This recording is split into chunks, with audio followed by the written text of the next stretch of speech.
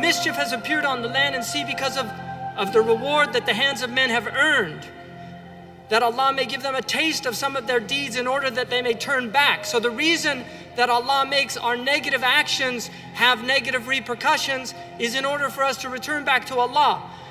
I want every Muslim to reflect on this ayah. Allah is saying fasad, corruption, mischief appeared on land and sea. Corruption everywhere. Corruption on the land, corruption on the sea. Why?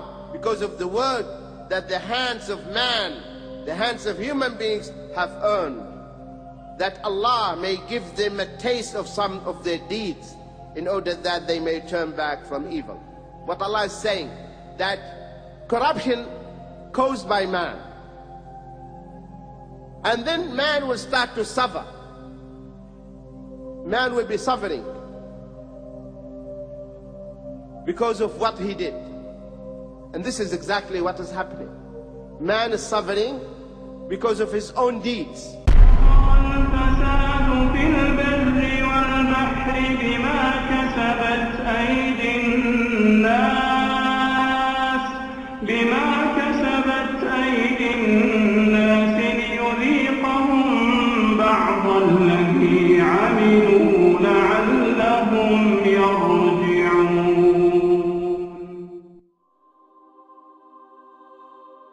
Our commentators say ظهر الفساد, it means النقص في الخيرات في البر والبحر.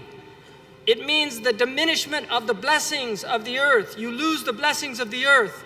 And it means also al-qahat, which is droughts and famines and all the harms that come with agriculture. The fruits of the land they stop giving forth. And it also means that the benefits of the ocean will diminish from the fish and other animals, the hayawanat in the ocean, like the whales. The whales are mammals. And this is because of what we've earned from our sinfulness. The fasad in the ocean, the corruption in the ocean, is that the fish diminish because of the sins of the children of Adam. What's the mischief on the land?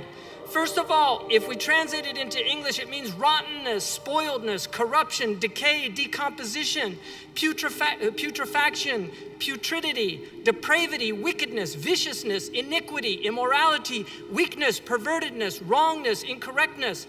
All of these are meanings embodied in that word. If you look at the word pollution in the English language, and this is taken from a dictionary, undesirable state of the natural environment being contaminated with harmful substances as consequences of human activities. بما كسبت أيدي الناس. This is the result. So even in our language, pollution, which is a dominant problem on the planet today, is recognized as a result of what human beings earn. One of the meanings of it, in many of the mufassirun mention this, the commentators say that it means that fires will manifest on the land. And people don't realize this, but there are fires all over the world spreading and greater in intensity. They're becoming greater in intensity and they're threatening the great forests of Europe. Nobody talks about this, but you can research this and you will find Russia has a major crisis. Spain has a major crisis. Many fires. We're on the west coast of the United States. We have many, many great fires that they can't put out. They're so difficult to put out.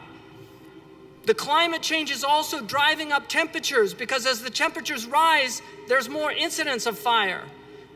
They're projected to burn more land as temperatures continue to rise. This is what is projected increase in annual burn areas, an increase of 650% in some of these areas.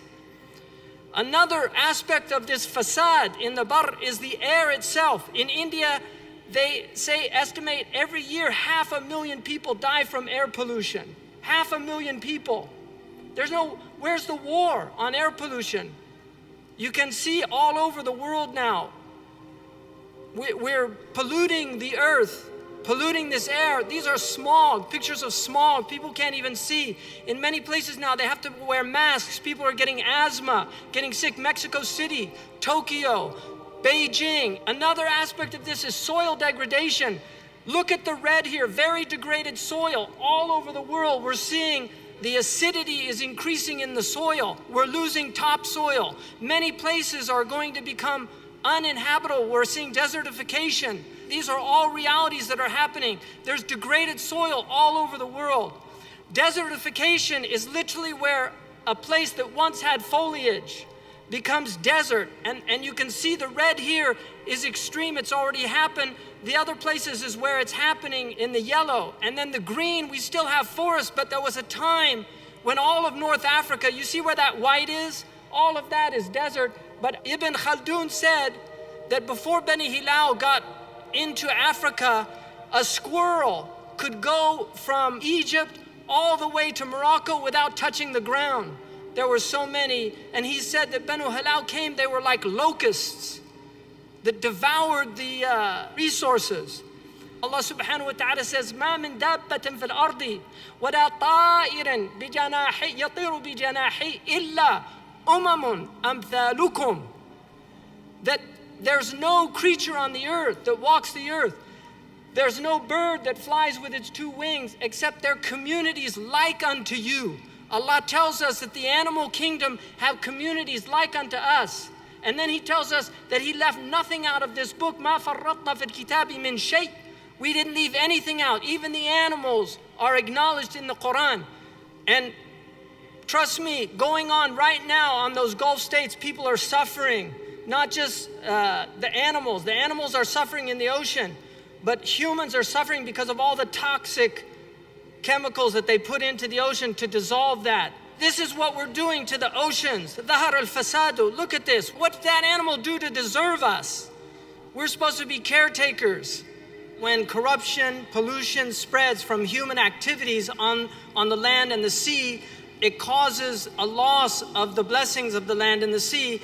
And one of the things that we're seeing since 1950, they estimate in Nature magazine, one study said 90% of the large fish are gone. 90%, people, 90%. We have literally decimated the oceans from overfishing.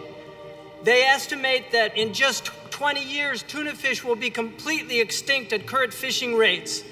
There are no longer huge fish. They're not finding these giant marlins. Jiro, a master sushi chef in Japan, said that he can't find the good fish that they used to have in the marketplaces anymore because of overconsumption.